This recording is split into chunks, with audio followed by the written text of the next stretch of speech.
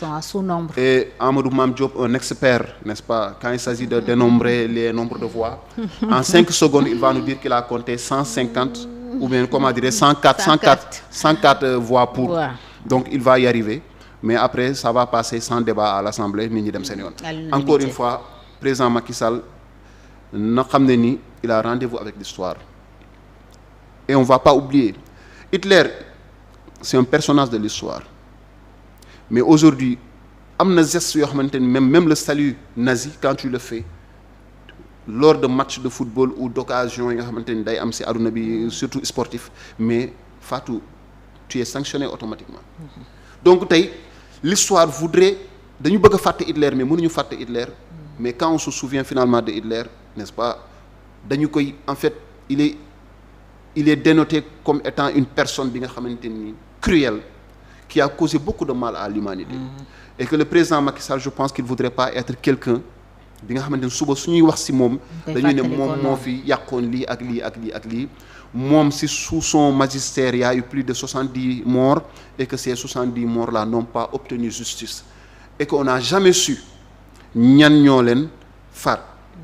On nous dit qu'il y a une loi d'amnistie bi nga xamante ni il y a quand le maître Babacar Seye a été abattu. Nee nañu maître Babacar Seye am nañu loi agent bu ñëw dugg assemblée setal. Amnistie boobu sax fekk na y avait procès mais taxul woon yëf yi leer. Mais au moins foofu sax man du ma. au moins àtte nañ. Oui. Justice on a essayé de situer les responsabilités. On a essayé, mais oui, après des personnes ont été arrêtées, emprisonnées. Voilà ñu ñëw dindi loolu. Loi bi ñëw effacé. Mais on peut se dire je sous-estime pas encore une fois la mort. La mort d'une personne c'est une mort de trop. Mais c'était une personne, une seule personne peut-être. C'était maître Babacar Seye. Mais aujourd'hui on est à 70 morts. Et ce ne sont pas des chiffres encore officiels parce qu'on ne connaît pas les vrais chiffres. Bien sûr. Fatou, qu'est-ce qu'on va faire de la disparition, n'est-ce pas, de Didier Badji, de Fulbert Sambou? Qu'est-ce qu'on va faire? N'est-ce pas? On nous dit que la femme de l'un d'entre eux, Didier, n'est-ce pas, Daba Diouf a finalement, n'est-ce pas, rejoint son mari, n'est-ce pas, dans l'au-delà. Fatou, mu doon li nga xamante ni les Sénégalais. Épisode yu triste, yu sombre. Il faudrait, pour réconcilier les Sénégalais, il faut d'abord rendre justice. te mbir moomu it ba tey leeraluñ ko. annoncé nañ enquête mais ba léegi kenn xamul lan. il faut faire éclore la vérité. Vérité bi dafa war a génn fës Sénégalais xam ko ba pare. Maintenant on va prendre le temps de se pardonner. Mais que les coupables assument leurs responsabilités, n'est-ce pas, devant les victimes, pour que vraiment que le pardon soit sincère. Parce que si je ne sais pas à qui je pardonne, à quoi bon pardonner? Donc rendons encore une fois un service au peuple sénégalais en évitant de voter cette loi. Je le dis, c'est plutôt un appel, mais je sais que cet appel ne sera pas entendu. On a des députés béni oui qui vont aller à l'Assemblée nationale. Ils vont voter naturellement tout ce que le président veut et il va mettre en place sa loi d'amnistie. Et Fatou, encore une fois, c'est un épisode bi nga xamante ni vraiment gàkkal na deru Sénégal. Et vivement, même si ça passe, j'espère que avec le futur président de la République, si on fixe la date de l'élection, j'espère qu'il va revenir sur tout ça. Il va prendre, même su nekkee ni référendum bi ñu wax ne la ñuy dem. ñu dem référendum, mais cette loi-là, il faudra qu'on la mette à la poubelle. Oui, parce que tey on peut imaginer, Cheikh, on peut se permettre d'imaginer la douleur bi nga xam ne moom la mbokk ñi faatu di amee, mais aussi ñi nga xam ne dañ leen toroxal, dañ leen a bundu xataal, yàq seen àdduna, gaañ leen, peut-être ñu amee ci laago yoo xam dootul wér ci àddina. Tey ñu toog dégg ne yow ngay am yaakaar ne peut-être un jour dinañu ma dàmp, dinañu ma rétablir dans mes droits, ñi ma def lii dinañ leen sanctionner. ñenn ñi joxoon ci ay takk der mais Cheikh nga toog tey dégg ne loolu yëpp dañ ko nar a fomp yëf yi tàbbi géej mu jeex du mujj fenn ñu lay wax assistance mais am na ci ñoo xam ne Cheikh il est clair que bu nekkee rek noonu lañ ko nar a doxalee ñoom ci seen bon vouloir ci ñi ñu jàpp ne ñooy victimes yi dina am ñoo xam ne dinañ leen laisser en rade. Absolument. Parce que defuñu liggéey bi ci war recensement bi ci war amu ci parce que ñoom déjà nanguwuñ sax ne que xëy na ñëpp ay victimes lañ. am na yenn yoo xam ne ba léegi état reconnaître ko parce que suñ taxawee naan la bal ya ñu faatee ñenn ñi du ay forces de défense et de sécurité ñoom ñoo ko daal di utiliser Cheikh c'est à se demander est-ce que ñooñu kon reconnaître nañ sax ne loolu ay violence politique la parce que on nous parle de force occulte ni ma koy waxee depuis 2021 man loolu daf ma jaaxal naka nga yoree réew yor sécurité yor force de défense yor renseignement waaw Cheikh nga am fi ay forces spéciales am fi ay forces occultes. Fatou, tu te souviens de Ousmane Kabili Diatta? Oui, ñu waxoon rebelle la. léegi fan la mujjee Fatou. c'est que ñu ne woon am na ay rebelles yu ñëw Dakar. am ba pare ñu rëcc. bon après bon. guddi googu kenn nelawul. Fatou mel ni kuñ na gaynde rëcc na rek. Fatou wax dëgg rek a wóor. waay gis nga soo wul dëgg. gis nga le crime parfait il n'existe pas. Oui. tu as beau faire un scénario. et la vérité Cheikh finit toujours par arriver. dañuy wax ne dëgg dafay jël escalier safaan bi jël ascenseur.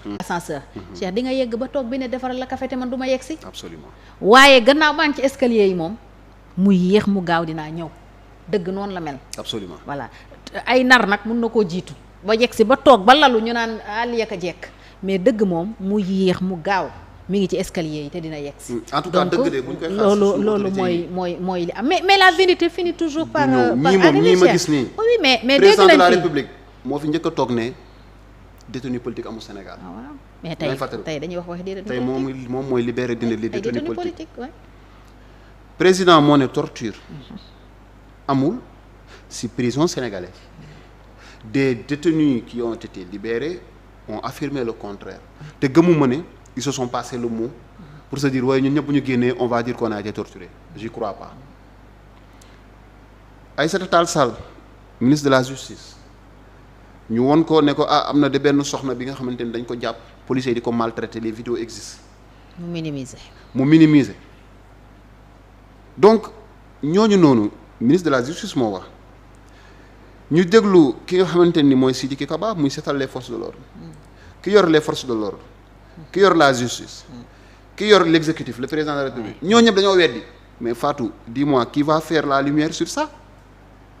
mais heureusement que ñoom ils ne sont pas éternels Cheikh heureusement qu'ils ne sont pas éternels. Ça dépend. Oui, en tout cas peut-être qu'ils vont se donner une clause d'éternité. non Cheikh loolu moom mënuñu koo jox seen bopp nag. parce que fii nag Cheikh gis nañ fi lu ne on a vu Yaya Jammeh en Gambie on a vu Hitler on a vu ñeneen ak ñeneen ñoo xam ne fogoon nañ ne du ñu jeexal.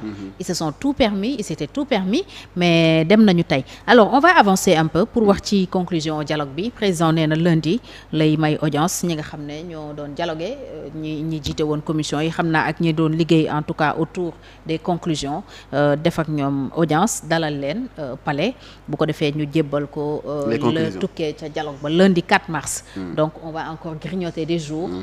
Sachant que les décisions, les conclusions ne s'imposent pas à lui. waaw ne s'impose pas à lui après moom mooy décider maintenant conformément à l'article 92 de la constitution dina dem saisir nee na le conseil constitutionnel pour xam lan mooy seen xalaat ci loolu ñu retenir ci dialogue ba ma fàttali ni 2 juin lañ wax pour le premier tour de l'élection présidentielle wax nañu itam ne le président de la République assurer la période de transition diggante 2 avril ak 2 juin. loolu de moo tudd yokk mandat.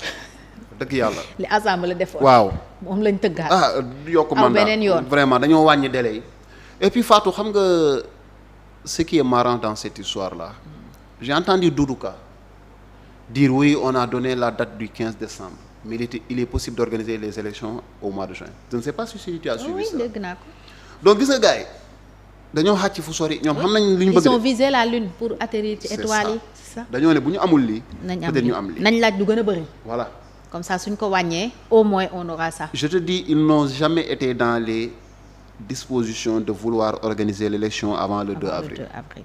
Ouais. Président Macky Sall bu dee moom la ñuy xaar.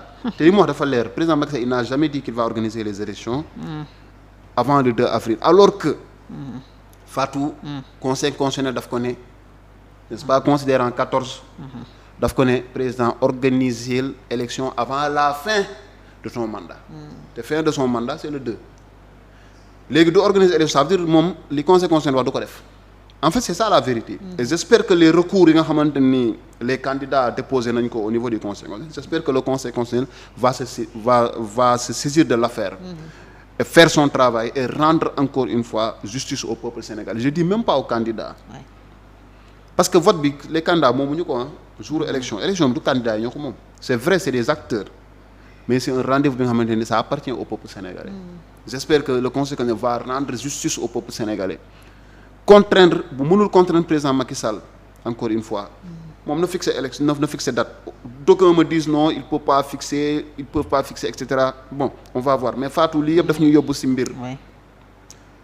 mooy à l'avenir le prochain président de la République s'il est sérieux organiser élection warul ta dépendre kese ci président parce que loolu moo ñu yóbbee lii tey bu bëggut a dem rek élection du am parce que wax na nee na affaire bi maa ko yor maa yor décret bi ku mu neex ku mu naqari su ma signé mu neex la naqari la ci date boobu ngay dem donc le président l'a dit clairement lors du dialogue Fatou vraiment comment dirais-je quel manque d'empathie de la part du président Fatou quel propos regrettable yu mu tenir noonu wane ni lépp moom la fëgg dënnam ni lépp man la effectivement dëgg la parce qu'on lui a donné les pleins pouvoirs pour cela même si c'est en violation de nos textes c'est en violation n'est-ce pas des décisions du Conseil constitutionnel président jël na décision ne moom du signer suñu décret il faut que mu am beneen acteur wala yeneen acteurs yi nga xamante ne ils vont intervenir dans la fixation de la date de l'élection bu mu doonati président kese président may nañ ko dire par exemple on peut organiser nos lois davantage ne président may nañ ko diir bi ba diir bi su fixé wul conseil day fixé parce que il faut que loolu Fatou il faut que de tels scénarios soient possibles parce que sinon le président boo amee président bu sage boo amee président bu bëgg réewam un président qui a le Sénégal au cœur mais qui ne le dit pas seulement mais qui le manifeste par les actes soo ko amee cette loi là ça ne pose pas problème parce que il va appliquer la loi à la lettre mais comme il y a la jurisprudence Macky Sall président toog ba ñu ne dañu commencé campagne suba à minuit le même jour même à minuit président effacé ne léegi campagne du am dara du am ñi enregistré woon fële nu mu tudd RTS wax ngeen ci neen ngelaw li ngeen wax c'est zéro kenn du ko fi jàllale donc on a vu c'est ce qui s'est passé il faudra qu'on se couvre davantage ñu gën a liggéeyaat suñuy texte ba nga xam ne président mu waratul doon le seul à pouvoir décider de la tenue d'une élection ou pas il faut que loolu am l'Assemblée nationale moi je fais même pas confiance à l'Assemblée nationale je pense que assemblée moom ay fixé date bu ñu ko fa mës a boole bu ñu ko si boole du ko def parce que comme il dit qu'il a ses députés il dit j'ai mes députés peut-être le prochain président de la République aura aussi ses députés à lui qui vont essayer de faire passer tout ce qu'il veut à l'Assemblée nationale mais nañu xoolaat encore une fois nan la ñu taxawee par rapport ak organisation bi léegi nag conseil constitutionnel mooy le seul arbitre mooy le dernier rempart pour le peuple sénégalais li am nii sénégalais kenn mënu leen ko fajal ku dul juróom-ñaari sages yi juróom-ñaari sages qui répondent encore une fois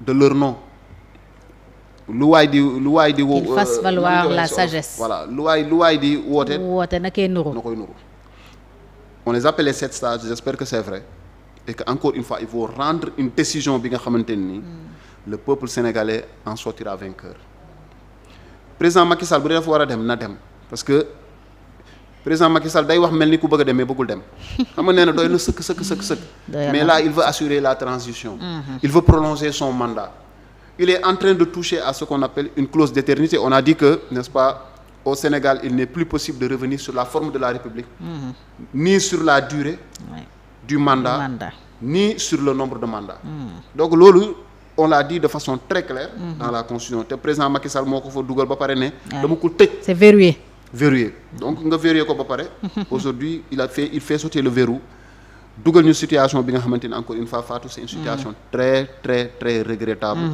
vraiment ñu ngi